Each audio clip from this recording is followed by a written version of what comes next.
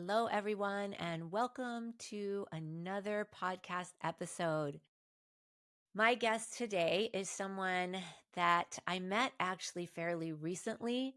She's so amazing. She has such an incredible story. I've just seen her shift into something that is so inspirational. And so I was like, I have to have her on. This is Mishka Murad. She's now a certified grief recovery method specialist. I actually met her in a certification training, and I know she's going to be helping so many people. But she's also student affairs for a small liberal arts college, and she really works with student organizations. So, welcome, my dear. It's so good to be with you. Thank you for having me, Sandy. It's good to see you. It's great to see you too. I have to tell you all, we were talking before we jumped on, and I'm already inspired just by some of the things that Mishka already said.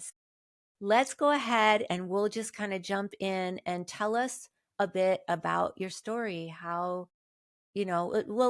let's start with this. Tell us a little bit more about what you do now, and then we'll go into just kind of your story and what led you to where you are.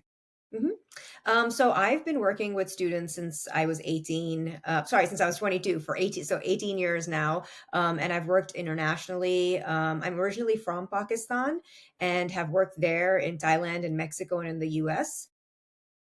I work for a small liberal arts college here that I really adore, but I have noticed that since COVID, we have had an uptick on college campuses in terms of mental health crises. This is the first time that I've been in a situation where I've seen death amongst our student population. And so one of the reasons I was thinking about the grief recovery method is because I was sort of sitting across from students who were navigating that grief. And just the entire time sitting there thinking, what if I'm saying the wrong thing, right? I don't want to say the wrong thing. I don't want to make that worse. And had a friend who had taken this who said, this is the course you need to take, not just for your students, but for yourself. And at that point, I didn't know what she was talking about because I didn't think I needed any help. But that's sort of what got me into to this certification. Thank you. I love what you do, by the way. And I think your heart for students is incredible. It really comes through. And I know you're going to impact so many. And I know you already have. Can you bring us into a bit of your story, your upbringing? Because you mentioned you were raised in Pakistan. So can you share about that? Sure. So I'm the youngest of three daughters, and my father was a police officer pretty much the entire time that I can remember. And so I think I grew up in an environment where I spent the when I was 3 years old, we moved from Pakistan to England and we lived there for about 5 years. And then I moved back at 8. And I had the awareness to know that life was very different in Pakistan than it was in the UK. And I mean that in terms of like I was suddenly not allowed to do certain things, right? So I wasn't there was a focus on like when I was getting home and where I was and what I was wearing, and even something which for most people might be small, but like how I would sit, right? Like being asked to take up less space and cross my legs. And so I learned about gender in a way that I hadn't when I was younger than that. I learned that women and girls have more restrictions placed on them. I learned immediately that being safe was important. But in learning that, I also was learning that it was an unsafe environment. And so I sort of grew up in a culture where, there was always a lack of something, like looking at my male friends and my male counterparts and thinking, oh, well, they can do these things. Why can't I? And so I think a lot of my identity was formed about around this sense of loss, right? And I didn't even know it because there were things that I wanted that I didn't have access to, but these young men, young boys did. And so that was very difficult. And then just knowing that having a voice sometimes, while super powerful in certain communities and cultures, can be seen as problematic. So I'm very fortunate that my mother was this hardcore feminist and she raised us to be headstrong. And my father raised three daughters, sent them all abroad to study. So he, of course, is like a pioneer in his own way. But we were always acutely aware that when in Pakistan, life is different. And so you were in Pakistan until what age? Was there until I was 18, and then I left to get my undergraduate degree in the US in Western Mass. And I went to the oldest women's institution in the US. So massive difference from going from a place where women aren't necessarily valued or seen as worthy or powerful to an institution that prizes women, values their voices, values their opinions. It was the other end of the spectrum for me. So I think that took a lot of adjusting to. I can only imagine. I remember you saying something about even women being viewed more as property Hmm. in certain aspects. Hmm. Yeah, I think it's really interesting because I still have like my Pakistani passport and my ID. And so as an identifier, it will say, my name is Mishka Murad and I'm the daughter of, and then my father's name. And I didn't know that other passports didn't have that. Like it was my assumed knowledge that you're always linked back to your dad. And again, in Pakistan, it's common that when you get married, then you're linked to your husband. So even something small as that, what to other people feels small, when you're growing up and you realize, hey, this is weird. Why am I always connected to a male figure in my life? Why am I just never enough by myself? I think it's something that buries itself in your psyche, whether you realize it or not. For sure. And, when we think about that, or when I think about that, even from a loss perspective, there's a lot of losses of identity in that because you're confined in becoming who you really are. There's a Hmm. confinement and a restriction. And so I can imagine there's impact with that, even if you didn't realize it. Hmm. And I think for me, it was also I lost my mother very young, so I was 16. And I very quickly became the girl in my school who, oh no, she's Mishka. Her mother died recently. And that became my identifier because I was one of the first 16-year-olds in high school to lose their parent. And that is not just how I saw myself, but also how others saw me. And so it was just that became my identity for a very long time. In fact, I remember 6 months, a year after my mother passed away, some of my other friends lost their parents and they'd call me and be like, you know how it feels. That's why we're talking. Like, even folks who hadn't been my friends, who were strangers, would reach out to me to try and find comfort. But it was just really interesting because they didn't turn to me for empathy. They didn't turn to me because they thought I was a loving person. They turned to me because that was my identity. And that's what they knew about me. Wow. And I mean, that must have been such an impact to lose your mother at such a young age, too. Yeah, I think that was really looking back, I think it was definitely really hard, but I don't think until the grief recovery method I realized what I had lost, right? Like I'd always just thought it was my mother that I had lost and my mother had left me. But it's all of the losses that came with her no longer being there. She wasn't there for my high school graduation. She wasn't there when I graduated college. She wasn't there when I got married. She wasn't there for any of those important conversations about like falling in love and how do you know this is the right person, or dating and how do you keep yourself safe in those situations. None of those nuances were picked up by me. It was always just, oh, I have a dead parent. Yeah, big deal. And I think in saying big deal, I was compartmentalizing it, not ready to understand all that I had lost by losing this one person and how the trajectory of my life was different because I had lost her. Thank you for sharing that because I think for many people, even when there's been a death, they associate, like you said, the loss with the death itself. And yet it's all of these other areas of our lives that get affected by that person not being there that can be very substantial losses. And do you feel like you were in this place of I just keep going, I just push through? Yeah, I think just keep going, but also I was in a place of complete hopelessness and helplessness because I had done the one-on-one, and I still am in therapy, but I have done it for like 8 years of my life, right? And it was always, let's talk about your mother, let's talk about your mother. So I had done all of that. I'd been in the grief support groups where, again, that was my identity. That's what we spoke about all the time, our losses. I'd been on medication and that was supposed to cure me and help me feel better. And so I thought that I had done the work, but when I came into the method, I came for my students because I believed there was no hope for myself. I thought I had done it all and that I felt awful, but that awful feeling was going to be the rest of my life because that's just the way it was. Wow.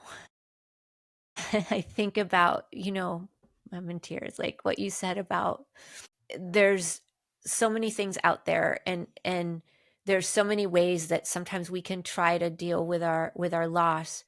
But sometimes, like you said, when we're in the repetitive story without the pain coming out, it does become identity, or it does become, hey, I've done as much as I know to do. And that's really it. And I really appreciate what you said about how it can become an identity in a way that's not helpful. It Mhm. doesn't mean it's not part of our story, but it does mean that if we take it on as an identity, then really what we're doing is we're making an identity with the pain without realizing it. And I think what was really hard for me, Sandy, was also sometimes I think the awful, hard things that have happened to me in my head are sort of what makes me interesting. So if I am to process them, if I am to feel them, if I am to move forward with them instead of allowing me to hold back, would I be as interesting? Would I be as strong? Would I be as dynamic? And I think that's why this method was so important for me, is because you can be all of these things and a wonderful human being without just being stuck in that cycle as you're talking about. But I think there's this fear sometimes, that's what makes me edgy, right? Like, and I think I said this to you and Cole, is like, but what if I'm not a badass anymore? Like my stories make me a badass, but it's that's not it. That's not what's underlying, but that's not what's beneath all of this, right? And it's so, I think on the one hand, it gives us the ability to connect with humans and other people, but also I was coming from a place of anguish, so I don't know that I was serving anybody in the way that I want to do, which is from a place of love and empathy and compassion. That makes a lot of sense. And I do want to say too, in spite of everything that had happened and what you grew up in, and all of the messages that you got and the significant loss that you had, I feel like somebody on the outside looking at you would see you as very accomplished. I mean, you've done a lot. You've traveled a lot. I'd love for you to share the CrossFit story even. I feel like you've really accomplished a lot. Yeah, so the CrossFit story was that I joined CrossFit in 2014 in Mexico as a way to just meet people and practice my Spanish because nobody spoke any English at the gym, and then grew to love it and realized when I moved to the US for my PhD that there was an opportunity suddenly where they were opening it up, the finals of CrossFit Games in Madison, Wisconsin. They will open it up to the top male and female athletes from each country. And so I got to represent Pakistan in 2019 in Madison, Wisconsin, like hold up the flag and be the first and so far only Pakistani woman to make it that far. Am I great at it? No, but I did have the opportunity to do that and it was really powerful. And I threw myself into it at the same time, right? I was like, if I'm going to be terrible at this, I'm still going to try my best.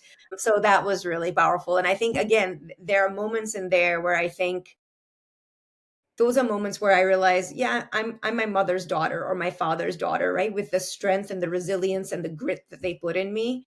And that's a much nicer way of showing your love and your appreciation for people versus sitting again in that anguish and that pain. Yeah, exactly. And I think too it's so true. We talk about this even in the method, that our relationships are the things that impact us.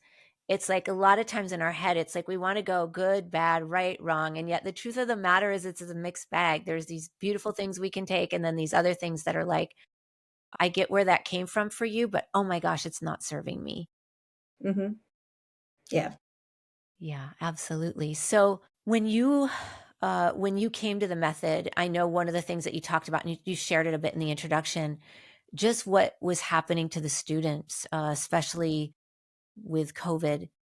Can you talk a bit more about what you've seen in terms of the students and their losses and how it's impacting them? Yeah, I think there's been a with the fact that COVID happened and there were folks who were sitting at home for a year, for 2 years. I think there's been their ability to be social, and this is true of me too, in the same way has changed. I've noticed that they're sometimes afraid of having challenging conversations, and the fear usually comes from a good place in that they're not trying to hurt the other person. They don't want to come across as mean or aggressive. And so they're avoiding these challenging moments. But what they're also avoiding are the feelings that come with those conversations and those moments. And that's very telling because those are some of the feelings that we're all trying to avoid in our lives. They've seen, unfortunately, a lot of loss. As we know, people lost their loved ones to COVID. So families were destroyed. I have, like I said, unfortunately, dealt with and heard of a lot of student deaths. So that's been really challenging. And I think when you're young in your 20s, you don't expect to lose someone of a similar age, right? Like the understanding is, oh, we bury our parents and we bury our grandparents, but we don't bury people who are the same age as us and do the same things as us. And so I think with that grief also, what I've noticed working in a school with very intelligent students is that, as you and Cole talk about, this intellectualization of emotions, right? And so there's always the questioning of, but why? And why me? And why did this have to happen? And I find myself like that resonates with me so much because that's where I was trapped too. Like, why did this have to happen to me? Why did it have to be my mother?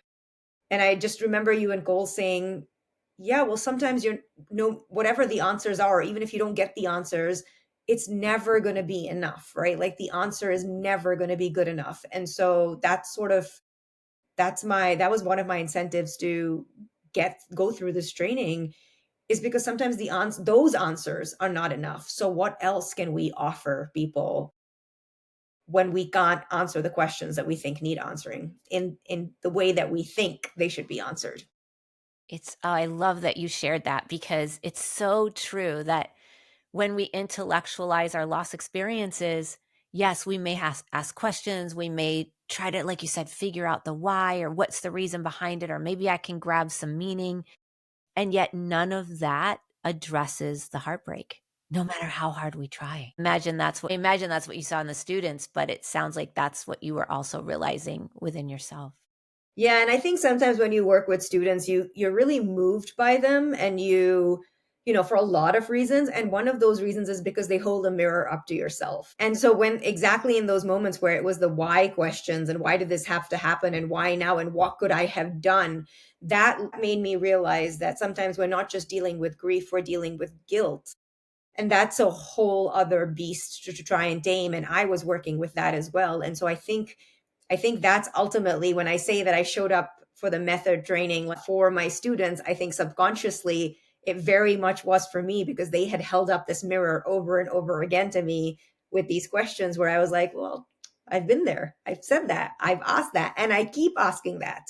So how can I get them the answers? And I just got so lucky that in getting them the answers, I got myself the answers too. Yes. And I feel like, one of the things about the training that was so amazing about you is you really showed up honest. Like when we go, just so everybody knows, like when you go to get trained in this work, that's one of the things that we say in the training, like be honest, be authentic. And you showed up so honestly and so authentically. There was leadership even in that because I feel like you did come in like, I'm here for the students and this is hitting me, but I don't really have hope that anything's going to help. Hmm. Yeah, I think the word that I used was like snake oil. And I think those were the conversations that I was having outside of the room where I was like, this isn't gonna work. Like, because it was 4 days, three, if you really want to count how the intense days.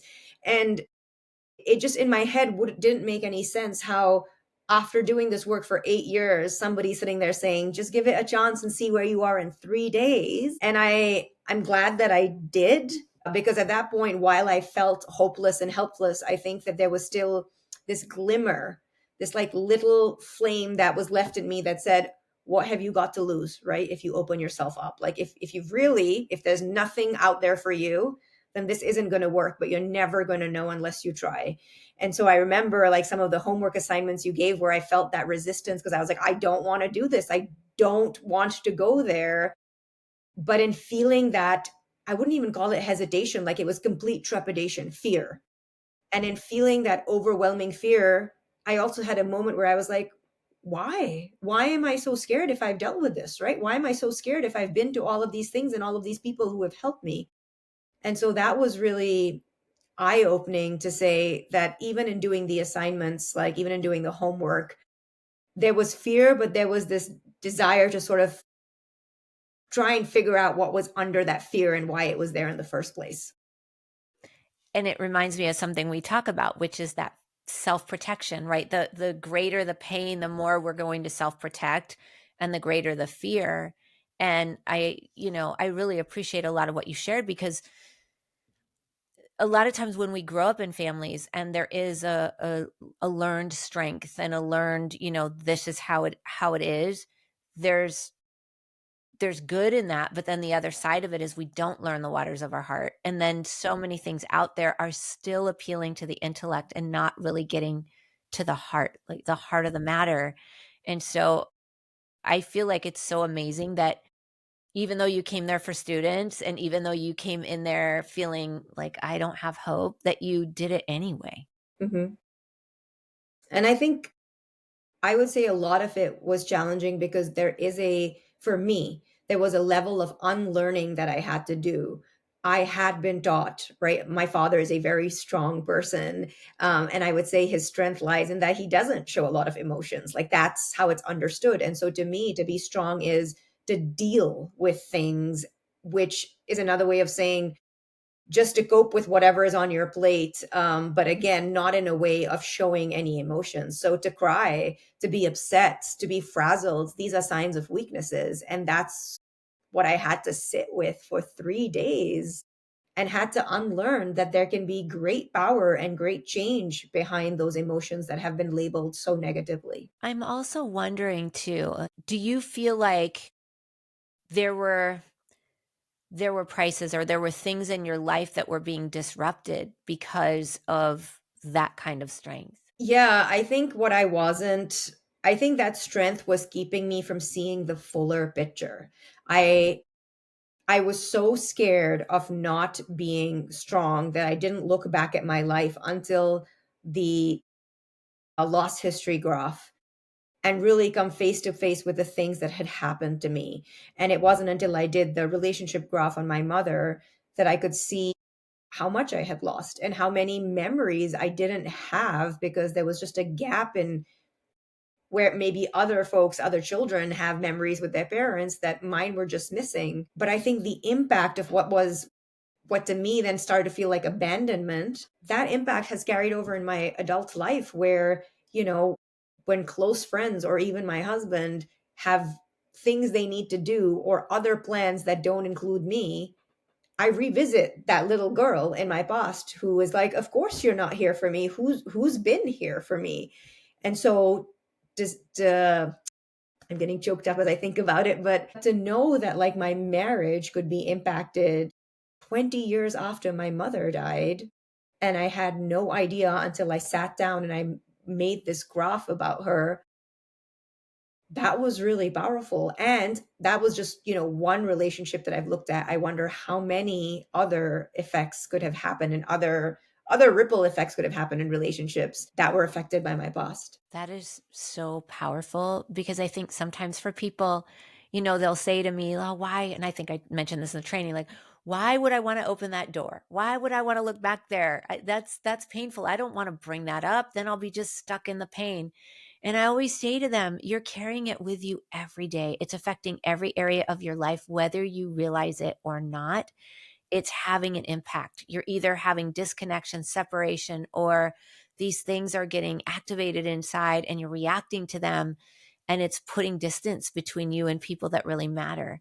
And so I think a lot of times that being strong, and I learned that a lot too in different ways, that idea of being strong and handling it, we don't realize, as much as outwardly that seems effective, and I'm in certain circumstances, it is effective.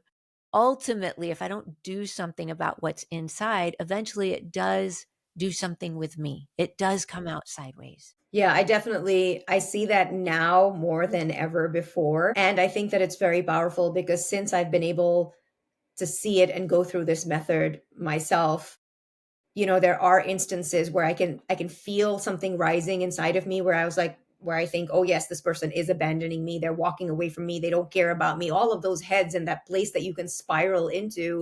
And I just like in my image, I just have there's a stamp of that lost history graph and of my mother's relationship graph. And I just think to myself, this is where it's coming from, Mishka. This is where it's coming from, right? And it's my mantra. It takes me a few seconds to calm down. But now that I know, I'm able at least to make that connection. And my hope is that in the future, it'll get quicker and quicker until I'm like, no, I know exactly where this comes from. And we don't have to worry about it. We don't have to freak out on this person about it because that's not what they're doing. Yes. And to your point, when we do release the pain, then what can happen is that those things that would often just activate us into a response, whether it would be anger or shut Mhm. down, we can catch it and go, wait a minute, hold on. Now we're in choice versus reactivity. That is so spot on. And that is exactly what will happen. The more that you do that, the more that you'll be able to catch it. And then it'll become like a new pathway for you where Mhm. you won't even go there at all. I mean, that's is exactly what the method should do. That's amazing. I think what I've noticed though is that while, and I think we were talking about this a little bit earlier, when I came back and there was that moment of like, I felt very different, right? The first week, the first 2 weeks, I felt very different. I was in communication with a couple of folks from our course. And I remember in one of my emails, this person, one of our classmates had written to me and he said, I've been sleeping like a log. And I said, hey, me too. Like, it feels like I'm making up for all this sleep that I didn't have because, as I had mentioned to you, I was suffering from insomnia, I was suffering from sleep paralysis. And so to just like have my head hit the bed and then I was out, and to hear other people were having these experiences was very powerful. But I think that reintegration has been really interesting because there are moments where where I show up to work and I think I might cry or I'm super upset about something, and I am dealing with this societal notion of, well, but that's a weakness and we can't show that at work, right? Whereas I want to create a space where it's okay for people to show up that way. It's okay for people to understand their emotions and how they're feeling and to feel safe to do so. But it's been really interesting to know what's good for you and what feels right for you, but also sometimes grapple with what is expected of you in the world. That's a really great point because you're right. In some spaces, that is okay. In some spaces, it's not. But then, even if it's not, I still have to process it somewhere else versus bottle it. I wanted to ask you because we were talking about your airport experience before we got on, and I was so convicted by that. Will you share about what happened at the airport? Yeah, so after the course, I flew out the next morning, and I had two connecting flights, so I was at two different airports.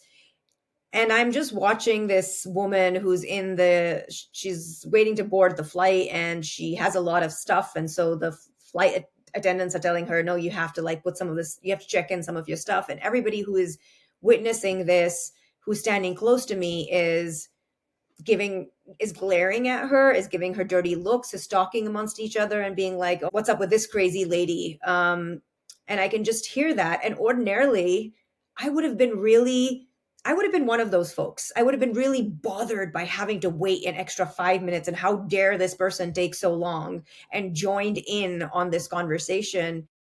But I just in that moment stood back and realize it really those are not the things that matter, and it didn't matter to me in that moment. And since I've been back, I've met with a couple of students and they've said, you seem different. And I said, yeah, in what way? And they said, I don't know, you just seem like things aren't bothering you as much. And I said, yeah, I think it's not that I don't care less about what I do. It's just that I'm not as worried about things anymore because I've been through this experience where I've realized that there are bigger things in life, right? And most things we can figure out. And if we can't figure them out, then we'll ask for help. But I'm not worried about little things. I've learned what matters. I've learned what I need to deal with. And I've learned how if I deal with the things that I need to deal with, I can show up in any space and still feel good about myself. And I think that's what's been most powerful. I was so moved by that even when we were talking before because I was one of the trainers for your experience. And yet, as you had shared it with me, as I was sharing it, it's been really busy. And sometimes when it's busy and I'm tired and it's easy to lose sight, it just is. And just hearing that and hearing, there's so many things that we can take offense with and we can be upset about and we can focus our energy on, but it's really all just a distraction when we do that. Honestly, those things don't matter, and it's okay to think to yourself, "Okay, so she, didn't pack right." We all make mistakes. Mhm. And just to release it versus that becoming something else to fight when we don't have to fight those things. I just think that's a beautiful way to live, and I try to live that way, and I do most of the time, but yeah, there's these moments when I start to get caught up in things, and so just hearing that, I went, "Oh, we gotta share that. That's amazing." But I think, Sandy, that's one of the things I remember you saying in the training as well is I think somebody said, you've done this work for so long and you're so good at it. Don't you ever have bad days? And you said, yeah, I do. Like things can be hard. And that's what's so powerful is I think, again, like not operating in that binary where I don't want folks to think I've been through the method. Everything's going to be great all the time. No, there are moments that are really, really hard. There are days where I feel myself challenged in all of these ways, but it doesn't mean I also can't appreciate the good things that are happening simultaneously. I think before I would just drown out anything good that I was hearing. I would just be oblivious to it and I wouldn't want to see it. It was there, but I was choosing to be like, this is a terrible day. Let's just admit it's terrible. And here are all of the reasons why. Whereas now I can say, all of these things happened. They weren't fun. But what about these things that happened? And they weren't terrible and they were pretty exciting. And so that's been a big change. Well, and you know what's so interesting about that is that, people would hear, "Oh, wait, you went to this experience, you faced all these really hard things, all this deep pain, and yet in doing that, now you actually have a different perspective." It seems so counterintuitive to what we often hear, which is, "Don't look at that, just try to find the silver lining somewhere and keep going." And yet, if we haven't dealt with stuff, if we're carrying around boulders inside, we don't often see the beauty in life. It's like you said, it's drowned out because it's drowned out inside. And I think that I told you this before I left the training, but for me, I think all of the good was sort of pushed on the side because there was a feeling of I didn't deserve it. Because I was dealing with grief, but I was also dealing with guilt. Like my relationship with my mother been a tumultuous one, and there were things that I hadn't said to her. There are things that we hadn't done together that we were never going to be able to do together, or that I was going to be able to say to her. And so there was an element of, well, of course it's awful. I deserve that it should be awful. And so in going through the method for me, you talk about rocks and for me, like I said, it wasn't even rocks in my backpack. It was being crushed by the weight of one massive rock where I couldn't look anywhere. I couldn't see anything else. There was no in me that I could move forward without, like, I felt like I was trapped under that rock. And so to be able to get out from there allowed me to see a world that I've been seeing, but haven't quite seen in the way that I should. And I don't know what people's belief systems and philosophies are, but I feel like despite my tumultuous relationship with my mother, she gave me a lot, and the method was able to teach me and show me those lines above the graph, right, with the good that she's done. And so I think the right way to honor somebody who's done so much for you is to live a life that is really rich and really fulfilling versus to hold yourself back because you think that that's what you deserve. That is not, I can say with absolute conviction that that is not what she would have wanted for me. That is absolutely beautiful that you've realized and been able to step into richness versus drowning under a rock that you weren't really meant to carry but didn't know how to get rid of. Mhm. It's been very eye-opening, and it's also been exciting because when I got back, I was like, "Oh, there's definitely a lot of people on my list that I need to graph." And actually, it's interesting because the first time, as I mentioned, and like I was very resistant, right? I didn't want to do the work and I was very scared.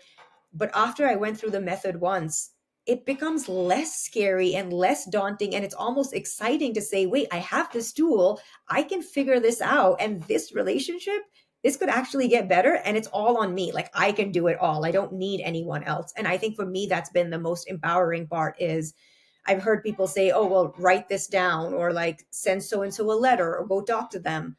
I don't think I've ever been ready for that. I don't think that I'm necessarily still ready to sit across from someone, but to have a tool where I can feel good about a relationship and someone else and myself primarily, that's really powerful. And so it goes from being scary to being pretty exciting. And I feel ready to take on these things because I know the outcome is going to be positive. That really warms my heart too, that you're staying in the work and, doing the other pieces. Cause you're right. It's like layers of an onion. You just peel it off. And I love that too, because I think that's a lot of times where some people get stuck is either the person that there's maybe emotional pain or incompleteness with is not living, or maybe the person is living, but the idea of writing a letter and sending it or trying to have a conversation is either scary or it's pretty evident it's probably not going to go well.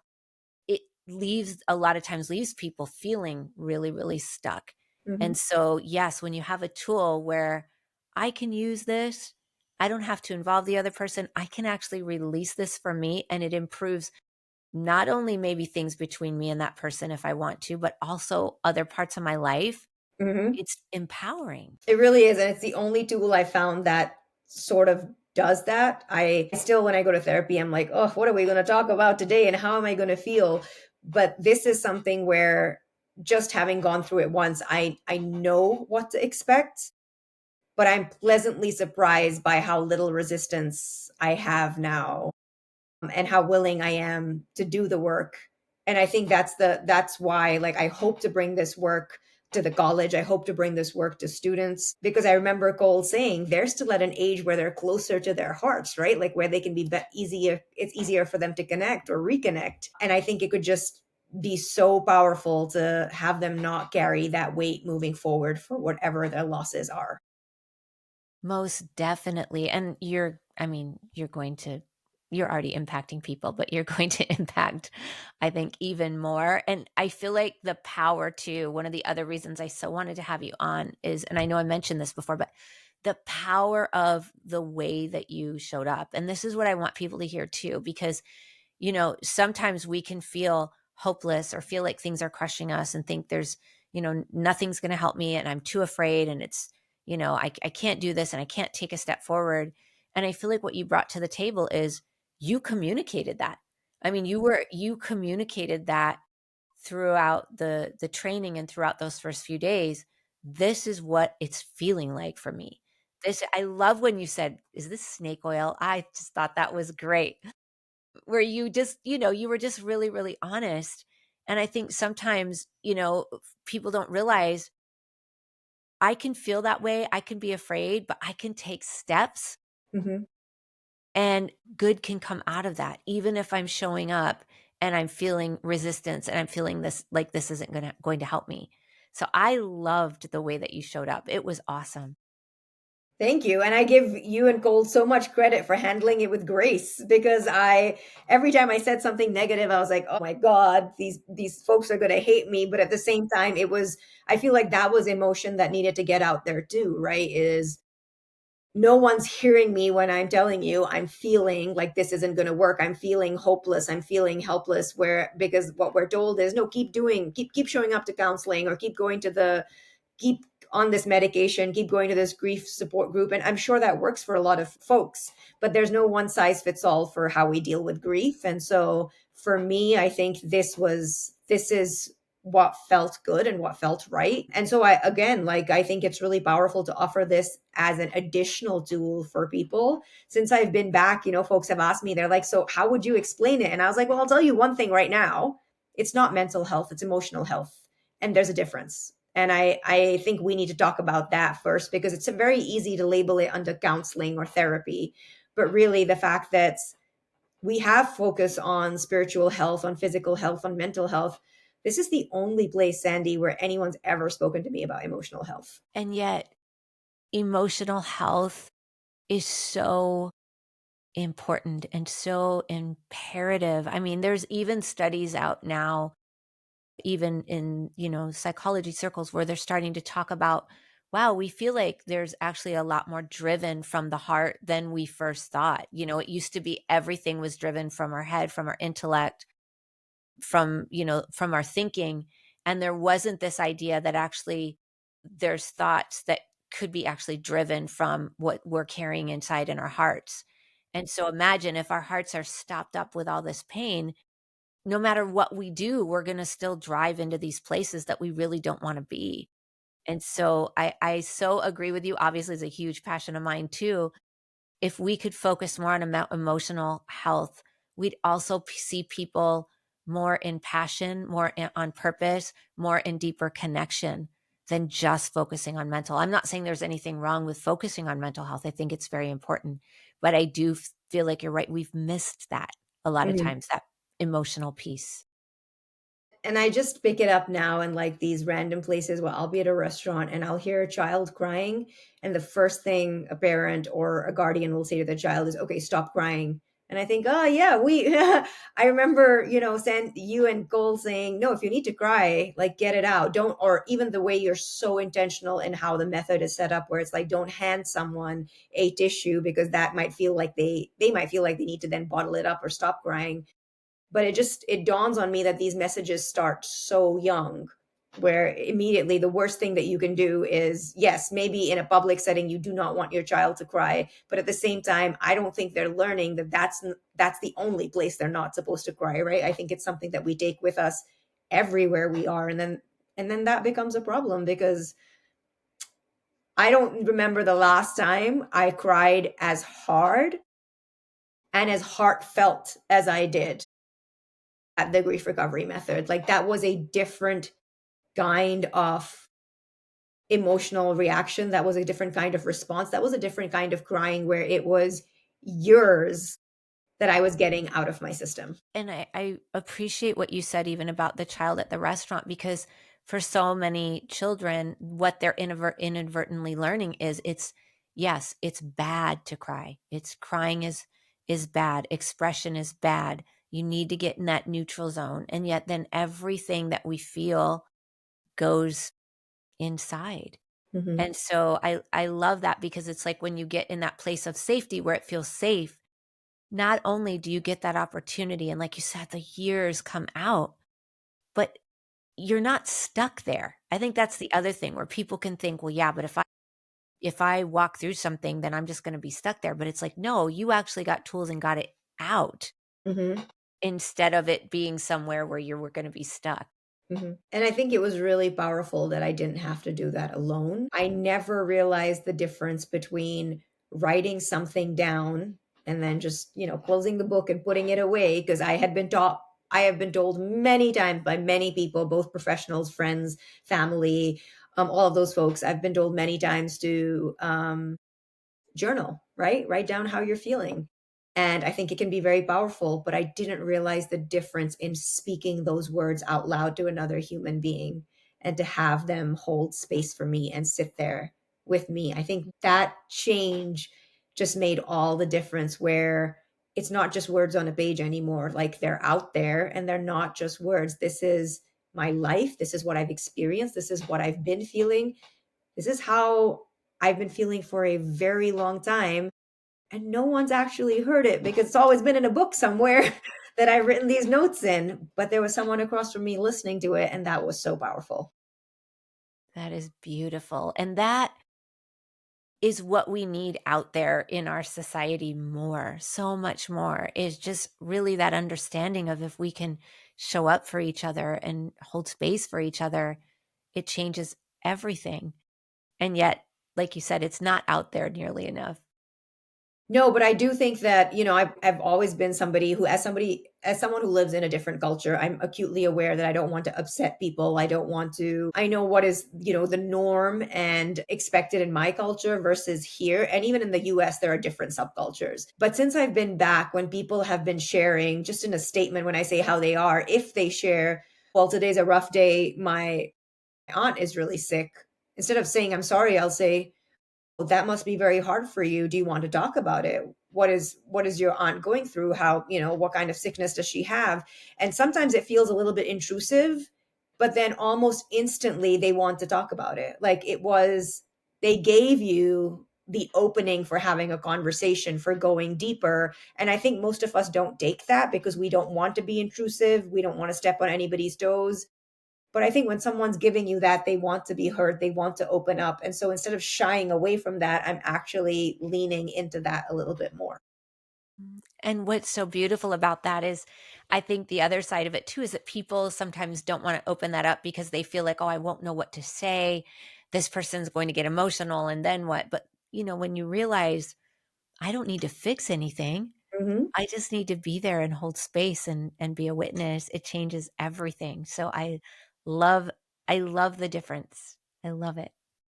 Yeah, that's definitely been something that I've been able to take into my professional life. And I think it is super needed there because if we are to shift that idea of how we can show up, right, and how we can be authentic, I think that is the place to start, is by having some of those conversations. Because otherwise we're saying, yeah, be authentic, but in these ways, not in these ways. And I would like to have folks show up in the ways that feel right for them. Yes, I mean, amazing. It's just amazing. And I would just love, as we're closing out, if you could give any final thoughts for people that, maybe grew up similar to you in the sense that they grew up learning to be strong. They grew up learning not to show their feelings, or maybe they're in a place of hopelessness of I just don't think that there's anything out there that can really help me. If you have any final thoughts that you would leave for that person. Yeah, so I would start by saying that I have been in some very dark places. And I've been in some very dark places as recently as like 6 months ago. And those places are, you're there not because you question the meaning of your life, not because you want to, but because you've tried everything that's there and nothing has seemed to work. And to those folks, I say, maybe nothing feels like it's worked because this is not something that you're familiar with. If I hadn't come across the grief recovery method, I don't know where I would be right now. And I don't know how I would be feeling other than terrible, because that was just my way of being. That's how I woke up every morning. And so it's not that there isn't something out there for you. It's that maybe you haven't been exposed to it and maybe this is your moment. But what I will say is that the game changer here is you don't have to rely on others. And for folks who seek external validation, like myself, or whose lives are wrapped up in, what do I have? What have I accomplished? Where have I been as their sense of worth? This is a tool where you're always the one who's in charge and you're always the one who gets to decide what your relationships are going to look like, who you're going to have in your life, the power that they're going to have over you, because in truth, the power is all within you, right? You get to decide that by using this method. And so if that's where they are, if that's what you're looking to change, if you've tried everything and nothing has worked, then I say to you, I've been there and I've done that and I've shown resistance. And the one thing I keep coming back to is, if I showed up with so much resistance, Sandy, and my life was changed, imagine if somebody shows up wanting that change, what their life might be able to look like. Beautiful. So beautiful. Well, thank you so much, Mishka, for being on. Of It's been course. amazing. And you look, I could just still even see it on your face. Like you just look different in a great way. So thank you so much. I so appreciate you. Thank you for having me. I will say you and Cole should think about taking before and after photographs. That's a great idea. I'm going to suggest that. That's awesome. Thank you.